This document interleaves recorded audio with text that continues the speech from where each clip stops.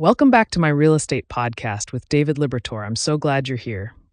Today, we're diving into something that a lot of people ask me about: what it's really like to buy a home in some of the most sought after beach communities in Florida. David, you've worked with so many buyers in Siesta Key, Longboat Key, and Lido Key. What made you want to create a guide specifically for these areas? I realize that a lot of buyers come to me with the same questions, and they're usually a bit overwhelmed by all the options and what to expect. These three keys are really unique. They're all close to each other, but they have their own personality, their own vibe. And the buying process can be pretty different depending on where you're looking. So I wanted to put together something that actually helps people understand what they're getting into before they start house hunting. Oh, I love that. So let's start with the basics.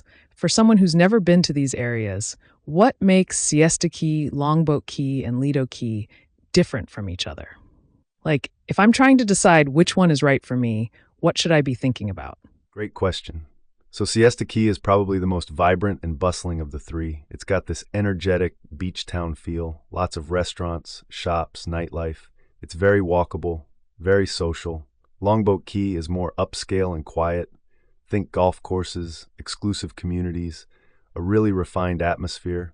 And then Lido Key kind of sits in the middle.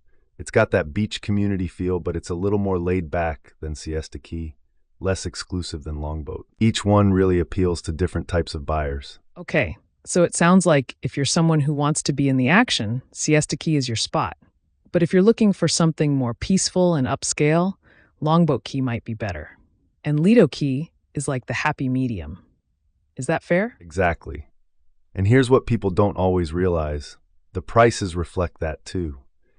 Siesta Key tends to have more variety in price points because there's more inventory and different types of properties. Longboat Key is definitely pricier because of the exclusivity and that golf course lifestyle.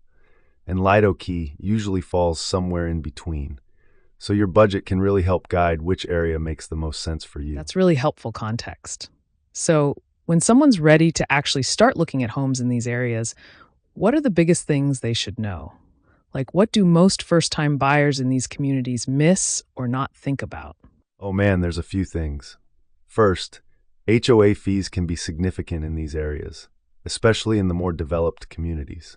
People sometimes don't factor that into their monthly costs, and then they're surprised. Second, seasonal fluctuations are real. These are beach communities, so inventory and prices can shift depending on the time of year. Third, and this is big, you need to understand what you're actually getting access to. Like, does your property have direct beach access? Is it in a gated community? Can you rent it out if you want to? These details matter a lot.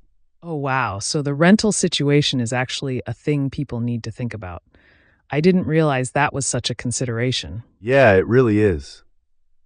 Some buyers are looking for an investment property they can rent out during season. Other buyers want a personal getaway and don't want short-term rentals happening around them. So different communities have different rules about that.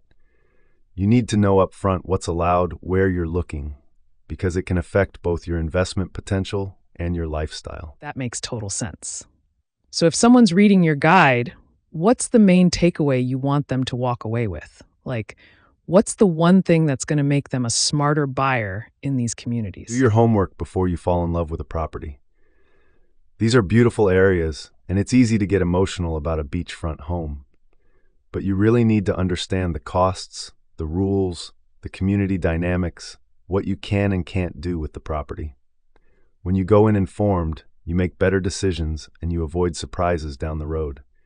That's what the guide is really all about. I love that advice.